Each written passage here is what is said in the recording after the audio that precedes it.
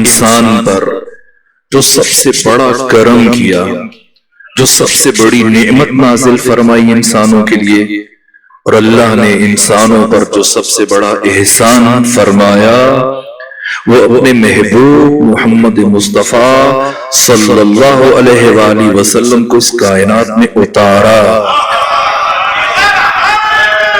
یا علی، کون ہے آقا؟ کیوں پروردگار نے اپنے حبیب کو، اپنے محبوب کو، اپنے نور کے مظہر کو روئے زمین پر بھیجا؟ فلسفہ ارسال نور محمد مصطفیٰ کیا ہے؟ اگر ایک جملے میں سمیٹنا چاہوں، کیا مقصد ہے؟ اللہ نے بشر کو کیوں خلق فرمایا؟ تاکہ پتہ چلے کہ اللہ نے محمد مصطفیٰ کو اس کائنات میں کیوں بھیجا، کیوں خلق کیا انسان کو۔ قرآن نے آواز دی کہ وَمَا خَلَقْتُ الْجِنَّ وَالْإِنسَ إِلَّا لِيَعْبُدُونَ، میں نے جنوں کو اور انسانوں کو خلق نہیں کیا مگر اس لیے کہ وہ میری عبادت کریں۔ اور تمام مفسرین نے فرمایا کہ عبادت سے مراد معرفت ہے۔ وَمَا خَلَقْتُ الْجِنَّ وَالْإِنسَ إِلَّا لِيَعْرِفُونَ، اس لیے کہ عبادت معرفت کے بغیر سرے سے لائق تصور نہیں ہے، اور اس عبادت کی کوئی حیثیت نہیں کہ جس میں تدبر نہ ہو، تعقل نہ ہو، تفکر نہ ہو، علم نہ ہو، معرفت نہ ہو۔ خود جس آقا نے ہمیں عبادت سکھائی، بتایا لا خیر فی عبادت لا تدبر فیہا، اس عبادت میں کچھ بھلائی نہیں کہ جس میں تدبر نہ ہو، معرفت نہ ہو۔ انسان کی تخلیق کا بنیادی ترین مقصد ایک جملے میں کیوں خلق کیا اللہ نے مجھے اور آپ کو؟ تاکہ ہمیں اللہ کی معرفت حاصل ہو جائے۔ سوال یہ ہے کہ جس مقصد کے لیے اللہ نے بشر کو خلق فرمایا، اپنی معرفت کے لیے، کیسے حاصل ہو معرفت؟ مجھے سید صاحب کی معرفت تو حاصل ہو سکتی ہے، یہ تلگنگ میں ہے اور میں بھی ان سے قریب تر ہوں، اتنا فاصلہ نہیں ہے، لیکن یہ معرفت کیسے ممکن ہے؟ کیسے ممکن ہے کہ مجھے سید بزرگوار کی معرفت حاصل ہو؟ معرفت کے لیے سب سے پہلے خود رابطہ چاہیے۔ اگر کبھی میرا ان کے ساتھ رابطہ برقرار نہیں ہوگا، ہرگز کبھی بھی مجھے ان کی معرفت حاصل نہیں ہو سکتی، ان کی پہچان حاصل نہیں ہو سکتی۔ رابطہ ہوگا تب معرفت کا آغاز ہوگا۔ اللہ نے انسان کو اپنی معرفت کے لیے خلق کیا تو معرفت کے لیے رابطہ چاہیے، لیکن اللہ اور انسان کے درمیان یہ رابطہ کیسے برقرار ہو؟ اس لیے کہ کوئی بھی انسان کبھی بھی زمان اور مکان کی حدوں سے باہر نہیں جا سکتا۔ ممکن نہیں ہے کہ یہ انسان زمانے سے باہر نکل جائے، یہ انسان مکان سے باہر نکل جائے۔ جہاں بھی جائے گا مکان ہے، جس لمحے میں وقت قدم رکھے گا زمانہ ہے۔ انسان نہ زمان کے حساب سے نکل سکتا ہے نہ مکان کے حساب سے نکل سکتا ہے۔ ہاں نکل سکتا ہے ایک صورت میں، کب؟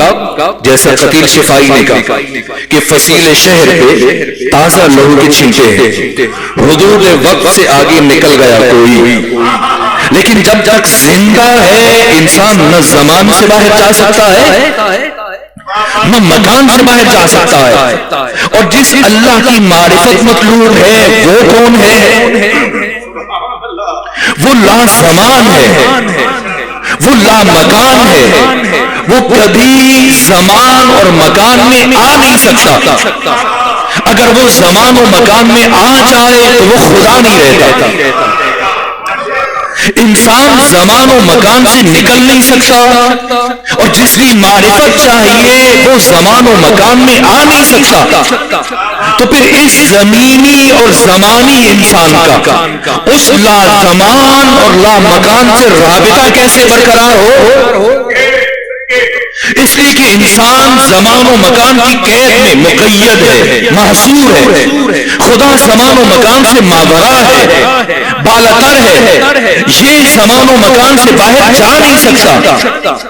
وہ زمان و مکان میں آ نہیں سکتا، تو یہاں پر انسان کی عقل کہتی ہے کہ ایک ایسی ذات ہونی چاہیے جو زمانی ہوتے ہوئے زمانے کی حدوں کو چیرنے کی صلاحیت رکھتی ہے، اور جو مکانی ہوتے ہوئے مکان کی ہر حد کو توڑنے کی صلاحیت رکھتی ہو، اور وہ ذات محمد مصطفیٰ صلی اللہ علیہ وآلہ وسلم ہے۔ اللہ اکبر۔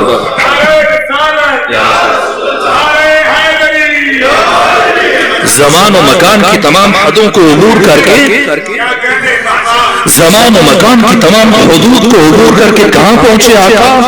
جہاں پر نہ زمان کا تصور ہے نہ مکان کا تصور ہے، چشم زدن میں یہ فاصلہ طے کیا، فرش سے عرش پہ پہنچے، جہاں پر فرشتوں کو استاد جبرائیل نہ پہنچ سکے، بیت المعمور پہ رک گئے، جبرائیل چوتھے آسمان پہ، پیغمبر نے فرمایا آگے بڑھو، کہنا یا رسول اللہ لو تنوت انبلتن لحترقتو، اگر ایک پورا برابر بھی آگے بڑھوں تو میرے پر جل جائیں۔ کتنی لطافت چاہیے اس درجہ رفیع تک پہنچنے کے لیے؟ جبرائیل جو مجرد ہے، لطیف ہے، روح ہے، جسم نہیں رکھتا، سراپا روح ہے، حقیقت مجرد ہے، ایک لطیف وجود ہے، جہاں جبرائیل اپنی اس روح کے ساتھ نہیں پہنچ پا رہے، وہاں محمد مصطفیٰ اسی جسم کے ساتھ آگے بڑھ رہے ہیں۔ اور کہاں پہنچے؟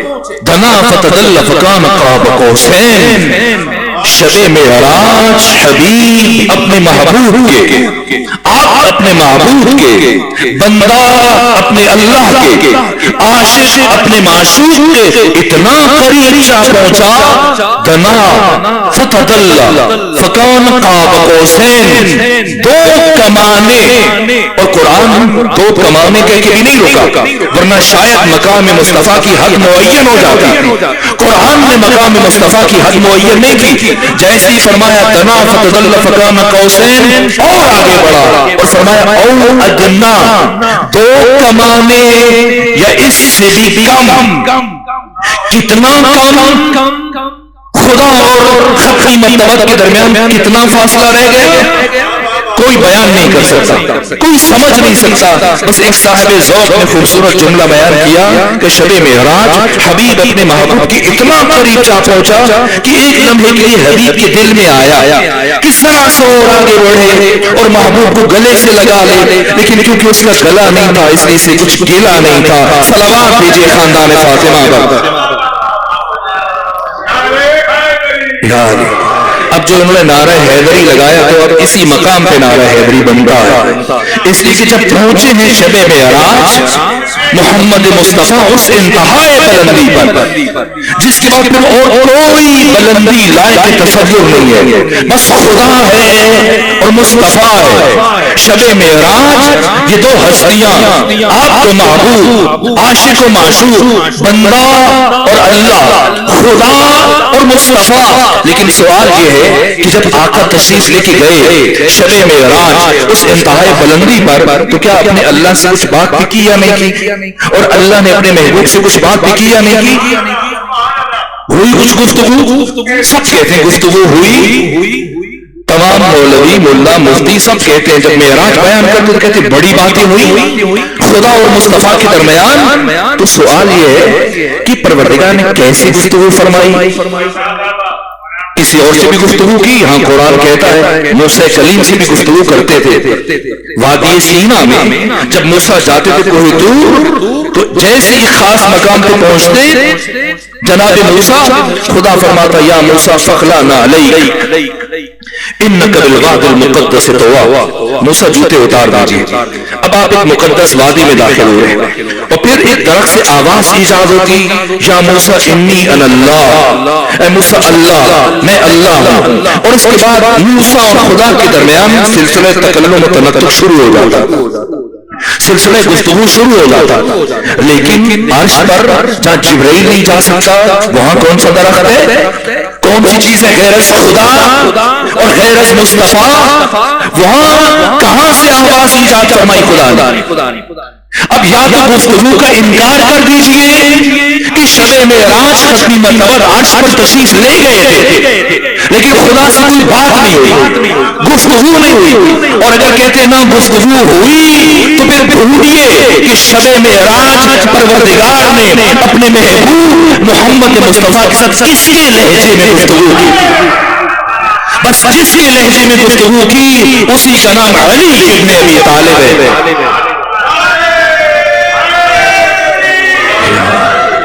یہ سب حقیقت محمدی ہے، جو حقیقت مصطفی ذات مصطفیٰ میں پیکر مصطفیٰ میں خدا نے رکھی، وہی حقیقت آپ کی اہل بیت کی ہے، وہی خلقت، وہی نورانیت، وہی انداز۔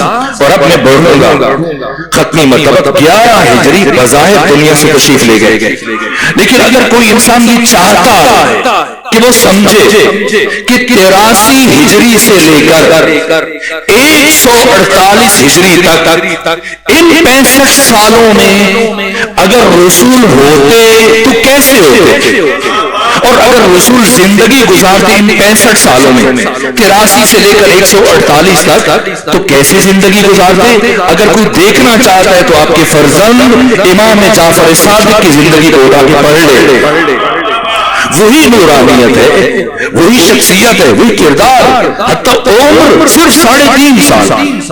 اور عبد الملک بن مروان کا عہد حکومت ہے، 86 کے آخر میں عبد الملک بن مروان کی موت ہو گئی، 83 کے شروع میں امام صادق کا میلاد ہے، آپ کی ولادت ہوئی، 3.5 سال سن ہے زیادہ سے زیادہ۔ اور اب شام میں جو اموی خلافت کا مرکز تھا، شام میں ایک قدری مناظر جو آیا ہے شام میں، اور عبد الملک بن مروان سے کہا بلاؤ اپنے علماء کو، اپنے مفتیوں کو، اپنے فقہاء کو بلاؤ، آ کے مجھ سے گفتگو کریں، عقائد میں، نظریات میں مجھ سے بحث کریں۔ آتے گئے، جو بھی مقابلے میں آتا ہے چند لمحوں میں حرف غلط کی طرح سے اس کو ہٹا دیتے، سامنے سے شکست دیتے۔ قدری مناظر بہت بڑا عالم تھا، دانشور تھا، جو بھی گفتگو کرتا لمحوں میں اسے پچھاڑ دیتا، یہاں تک کہ جب کوئی دانشور نہ بچا، کوئی فقیہ مفتی عالم نہ بچا، اب کہا یا تو میرے نظریات کو قبول کرو یا پھر کسی کو بلاؤ کہ وہ میرے نظریات کو رد کرے، اور اگر کوئی رد نہیں کر سکتا تو پھر میرے عقیدوں کو پوری اسلامی دنیا میں جاری کر۔ اب عبد الملک بن مروان پریشان ہے، نہ خود صلاحیت ہے، نہ کوئی عالم بچا ہے، کسے بلائے؟ مدینے خط لکھا اس کو امام سجاد۔ امام سجاد کی شہادت کب ہوئی ہے؟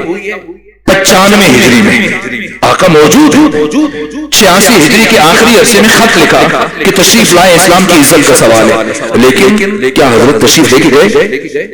نہیں لے کے گئے۔ آپ کی فرزند امام محمد باقر، آپ کی عمر 30 سال 6 مہینے، اگر خود نہیں چاہتے بیٹے کو بھیج دے، بیٹے کو بھیجا نہیں، بیٹے کو بھی نہیں بھیجا، نہ خود تشریف لے کے گئے، نہ بیٹے کو بھیجا، کسے بھیجا؟ اپنے 3.5 سال کے پوتے امام جعفر صادق کو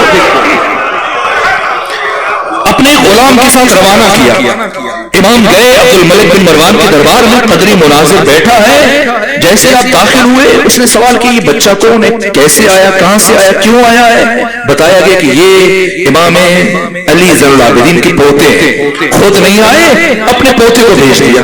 اسے غصہ آیا، یہ کیا عجیب بات ہے کہ اتنے بڑے قدری مناظر کے لیے جو بڑے بڑے مفتیوں کو شکست دے چکا ہے، ایک چھوٹے سے بچے کو بھیج دیا، بھلا یہ بچہ کیا بات کرے گا؟ اور جب تعارف ہوا قدری مناظر ہنسنے لگ گیا کہ اب تمہارے پاس علماء ختم ہو گئے، مفتی ختم ہو گئے، اب بچوں کو اٹھا کے لا رہے ہو، میں اس بچے کے ساتھ گفتگو کرنا اپنی توہین سمجھتا ہوں کہ اتنا بڑا عالم اور ایک چھوٹے سے بچے کے ساتھ علمی بحث کرے، گفتگو کرے۔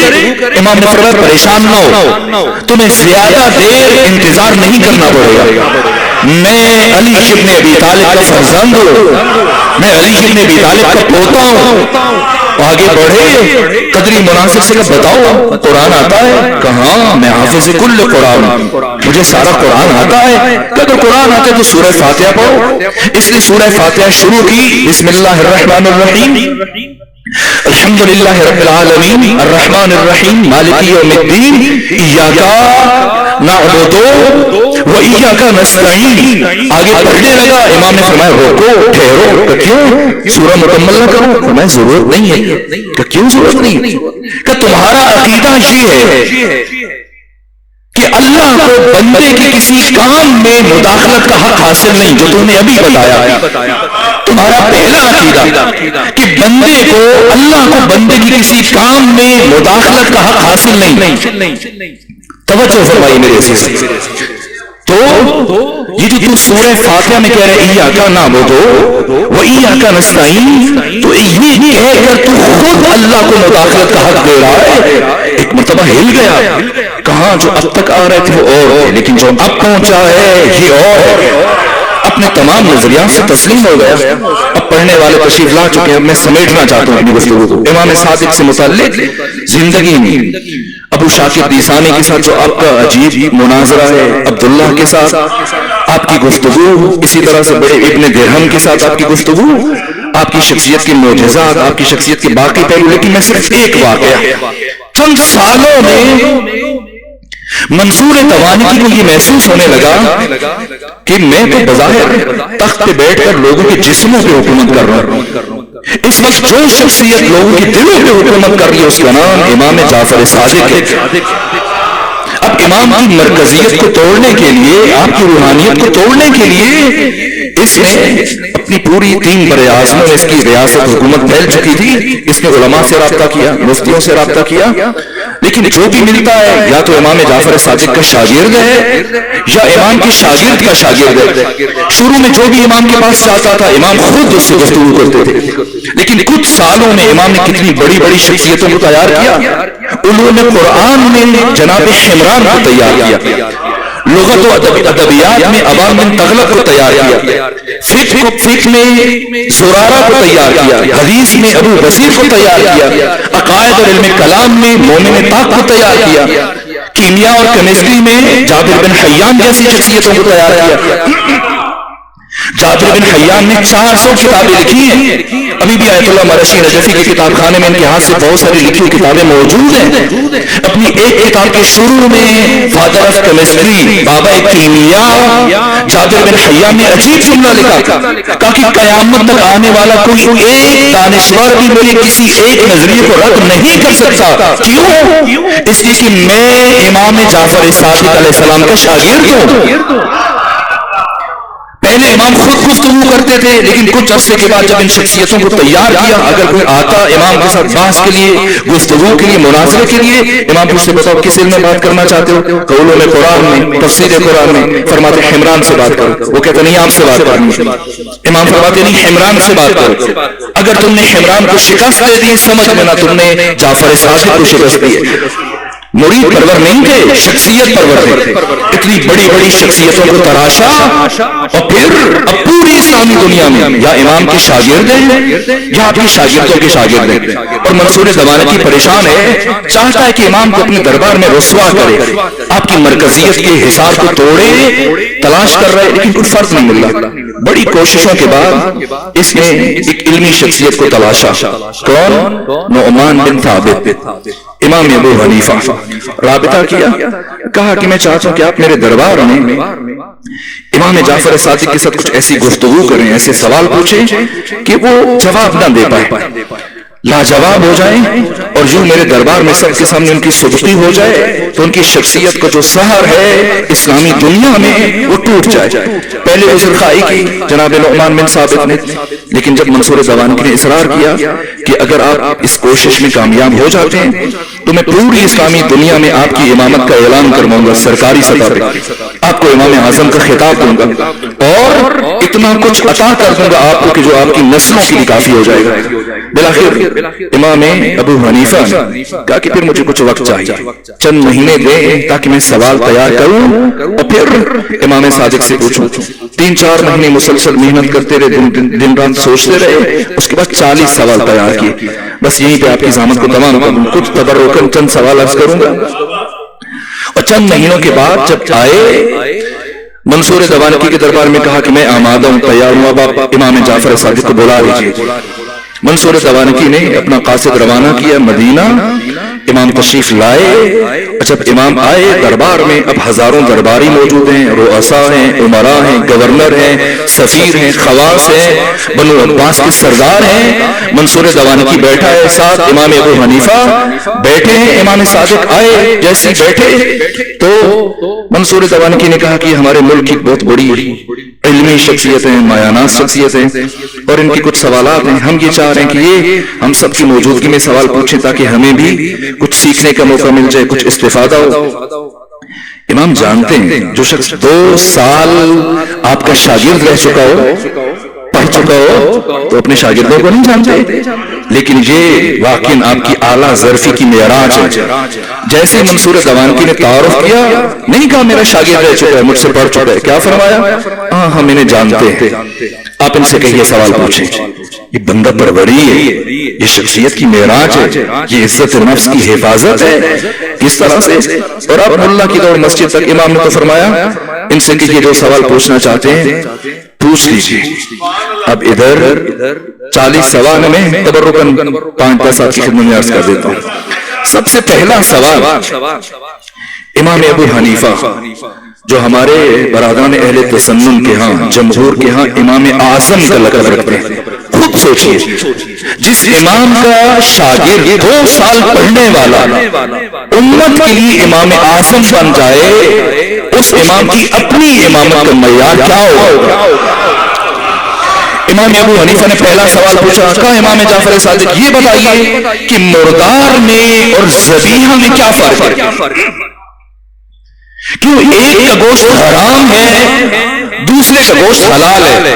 اگر آپ نے جانور ذبح کر لیا اس کا گوشت حلال ہے، اور اگر ایسے ہی مر گیا حرام ہے۔ امام نے فرمایا خون کا فرق ہے، خون کا فرق ہے، ایک کا خون نکل جاتا ہے جسم سے اس لیے وہ حلال ہے، ایک کا خون اس کے جسم میں رہ جاتا ہے اس لیے وہ حرام ہے۔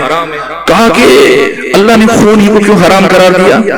اگر اللہ خون کو حلال کر دیتا تو کم سے کم یہ گوشت اتنی مقدار میں ضائع نہ ہوتا۔ فرمایا نہ، اللہ کبھی بھی خون کو حلال قرار نہیں دے سکتا تھا، چونکہ اللہ کو اپنے بندوں کی سلامتی عزیز ہے، اور گوشت میں، خون میں 3 خرابیاں ہیں۔ پہلی خرابی، جو انسان خون کھانا یا پینا شروع کر دے اس کے جسم سے تعفن اور بدبو آتی ہے۔ دوسرا اثر یہ کثیر القلب ہو جاتا ہے، اور تیسرا اثر اس کے جسم میں کوڑ اور جزام کی بیماری لگ جاتی ہے۔ کہ اچھا اگر ذبیحہ شرط ہے کہ صرف ذبیحہ کا گوشت کھا سکتے ہیں، تو جب ہم بازار میں جاتے ہیں گوشت خریدنے کے لیے تو ہمیں کیسے پتہ چلے کہ یہ گوشت مردار کا ہے یا ذبیحہ کا ہے؟ یہ بھی تو ممکن ہے کہ ایک انسان مردار کا گوشت بیچتے اور ہم گھر میں لے کے آئے پکائیں۔ لاہور میں کیا کیا نہیں پکتا رہا، آپ کے تلگم کا تو مجھے نہیں پتا، بکرے کے نام پہ آپ کیا کیا کھا سکتے ہیں اور کیا کیا کھلایا گیا پاکستان میں ان مسلمانوں نے، تو کیسے پتہ چلے کہ یہ ذبیحہ ہے یا مردار کا گوشت ہے؟ امام نے فرمایا کہ گوشت جب خرید کے لاؤ تو اسے گھر میں آگ کے اوپر رکھو، اگر پھیلنا شروع ہو جائے تو یہ مردار ہے، اگر سکڑنا شروع ہو جائے تو یہ ذبیحہ ہے۔ پھر مچھلی کا ذبیحہ کیا ہے؟ مچھلی کا ذبیحہ کیا ہے؟ اس کو تو ذبح نہیں کیا جاتا۔ امام نے فرمایا اگر مچھلی پانی کے اندر مرتی ہے تو یہ مردار ہے، اور اگر پانی سے باہر آ کے مرے تو اس کا پانی سے باہر مرنا اس کا ذبیحہ ہے۔ کہ کیا فرق پڑتا ہے اندر مر جائے یا باہر مر جائے؟ فرمایا جب اندر مرے گی تو تڑپے گی، اور جب مچھلی پانی سے باہر مرتی ہے تو مرنے سے پہلے تڑپتی ہے، اور جب مچھلی تڑپتی ہے تو اللہ نے اس کی تخلیق کا انداز یہ رکھا ہے کہ اس کا سارا خون اس کے سر میں جمع ہو جاتا ہے، تو اس کا باقی گوشت فاسد نہیں ہوتا، محفوظ رہ جاتا ہے۔ کہا اچھا یہ موت کا ایک وقت معین، نماز عربی زبان میں کیوں ہے؟ کیا اللہ باقی زبانیں نہیں سمجھتا؟ پھر عربی میں کیوں واجب قرار دیا؟ امام نے فرمایا تاکہ اللہ کی عبادت تحریف، تغیر اور تبدل سے محفوظ رہے، اس لیے کہا کہ اللہ نے کعبہ کو قبلہ کیوں قرار دیا؟ جب خدا کہتے ہیں کہ جس طرف جی چاہے منہ کر لو، ہر طرف خدا موجود ہے، جب اللہ ہر جگہ موجود ہے تو پھر کعبہ کو قبلہ کیوں قرار دیا؟ کہ نظم و انضباط کے لیے، کہ اگر اسلام میں نظم کی اتنی اہمیت ہے، میں خلاصہ کر رہا ہوں، اتنی اہمیت ہے تو پروردگار نے موت کے لیے خاص وقت اور سبب معین کیوں نہیں کیا؟ فرمائیے رحمت خدا کے خلاف ہے کہ ایسی جنت کا کیا فائدہ کہ انسان خود تو جنت میں چلا جائے، باپ یا ماں یا بہن یا بھائی یا دوست وہ جہنم میں چلے جائیں گے، اور جب بھی اسے اپنے دوست کی یاد آئے، بہن کی یاد آئے، بھائی کی یاد آئے، ماں باپ کی یاد آئے تو جہنم میں ہے یہ دکھی ہوگا، اور اس کے بعد یہی جنت اس کی جہنم بن جائے گی؟ فرمایا نہ، ایسا نہیں ہوگا۔ جنت میں پہنچنے کے بعد انسان کی عقل کامل ہو جائے گی، اور جب انسان کی عقل کامل ہو جائے تو اس کی دوستی اور دشمنی کا معیار صرف خدا رہ جاتا ہے، اور جب دوستی اور دشمنی کا معیار صرف خدا بن جائے تو وہ کبھی اللہ کے دشمن کو اپنا دوست نہیں سمجھ سکتا۔ فرمائیے اولاد فاطمہ ہونا کون سا بڑا شرف ہے؟ سید ہونا کون سا بڑا شرف ہے؟ آج کل جیسے بعض افراد کہتے ہیں کہ بھئی سادات کے قتل میں کون سی چاندی ہے، یہ وہی طرز تفکر ہے کہ سید ہونا کون سا بڑا کمال ہے، اولاد فاطمہ ہونا یہ کون سا بڑا شرف ہے؟ امام نے فرمایا کیا یہ شرف کم ہے کہ ہر ایک ہمارے نسب میں شامل ہونے کی کوشش کرتا ہے لیکن ہم کسی اور کے نسب میں شامل ہونے کی کوشش نہیں کرتے؟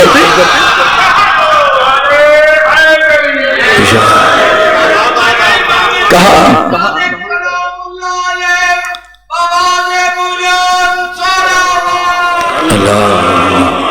صلی محمد۔ بس سمیٹ رہا ہوں اور ختم کروں، 2 سے 3 منٹ آپ کو اور زحمت دوں گا۔ کہا کہ یہ آپ کے شیعہ اعمال میں سست ہیں، آپ کے جو مخالفین ہیں وہ نمازیں زیادہ پڑھتے ہیں، روزے زیادہ رکھتے ہیں، عبادت زیادہ کرتے ہیں، لیکن آپ کے پیروکار یہ عبادات میں سستی کرتے ہیں، نماز میں، روزے میں، باقی عبادتوں میں۔ کیوں؟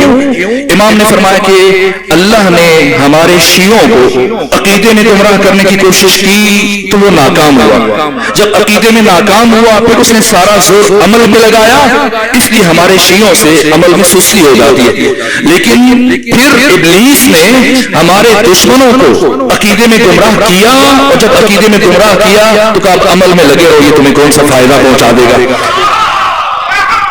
کہا کہ کیا اعمال، کچھ باتوں کو تو یہ آپ کے غبار بھی تحمل نہیں کر پا رہے، کیا انسان کے اعمال مادی ہیں یا معنوی ہیں؟ فرمایا انسان کے اعمال معنوی ہیں، روحانی ہیں۔ کہا پھر اللہ نے کیوں فرمایا کہ قیامت کے دن اعمال کو تولا جائے گا؟ وہ تو مادی چیزوں کو تولا جا سکتا ہے، ان کا وزن کیا جا سکتا ہے، اعمال کا وزن کیسے ہوگا؟ پروردگار کو تو قرآن میں یوں کہنا چاہیے تھا کہ قیامت کے دن اعمال کو گنا جائے گا، یہ کیوں فرمایا تولا جائے گا؟ بھلا ایسا ترازو کہاں ہے؟ امام نے فرمایا ہوشیار ہو جاؤ، وہ ترازو جس پر قیامت کے دن اللہ ہر انسان کے عمل کو تولے گا وہ ہم محمد و آل محمد کی ولایت ہے۔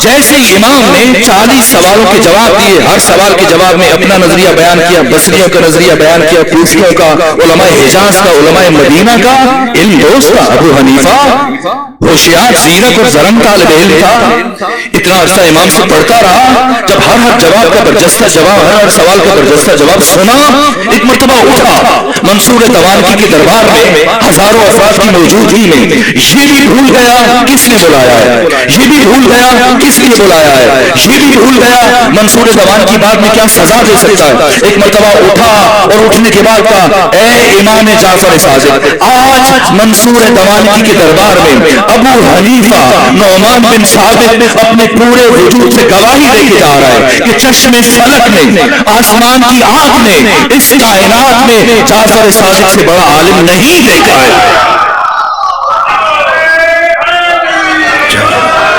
یہ علمی عظمت ہے۔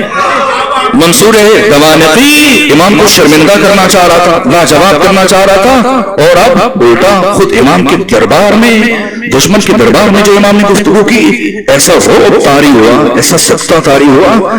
ایک مرتبہ منصور دوانقی پریشان ہے، اور آخری بات عرض کر رہا ہوں، یہاں تک کہ اب اس نے اپنی پریشانی کا اظہار اپنے وزیر سے بھی کیا، فاضل ابن سہل سے بھی کیا کہ کیا کرے، ان کی تو علمی مرجعیت اور اسلامی دنیا میں پھیل گئی، میرے درباری بھی ان کے علم اور معرفت کی اسیر ہو گئے۔ تو اپنے وزیر کے مشورے سے اس نے ایک کام کیا، کیا کہا کہ اب کے بعد جو شخص امام جعفر صادق کے پاس مسئلہ پوچھنے کے لیے جائے گا تو اس کو سرکاری خزانے میں 1 درہم ٹیکس جمع کروانا پڑے گا، اور اگر کوئی امام اعظم کے پاس، ہمارے امام کے پاس، سرکاری امام کے پاس مسئلہ پوچھنے کے لیے جائے گا تو اسے 1 درہم انعام میں دیا جائے گا۔ اب مومنین پریشان ہو گئے، اکثر مومنین کی اقتصادی اور معاشی کیفیت بہتر نہیں تھی۔ اب ایک مومن امام کے پاس آئے تو کہا تو آپ کی زیارت سے بھی محروم رہیں گے۔ کہ کیوں؟ کہ پہلے سارا دن محنت مزدوری کریں اور 1 درہم 2 درہم کمائیں، اب اگر آپ کے پاس آئیں ادھر دیں تو گھر کیسے چلائیں، اور اگر گھر چلائیں بیوی بچوں کا پیٹ پالیں تو پھر آپ کی زیارت کیسے کریں، دین کیسے سیکھیں؟ تو مشکل کشا کے فرزند مسکرائے، فرمایا اس میں پریشانی کی بات کیا ہے؟ پہلے جو سرکاری مفتی کے پاس مسئلہ پوچھو اور 1 درہم لے کے آ جاؤ، اور پھر جعفر صادق کے پاس آؤ 1 درہم ادا کرو، دین لے کے چلے جاؤ۔ پروردگار آپ سب کو اپنی حفظ و پناہ میں رکھے یا علی۔ اپنی صحت و سلامتی کے لیے جناب ذاکر صاحب کی صحت و سلامتی کے لیے خاندان فاطمہ پر صلوات بھیجیے۔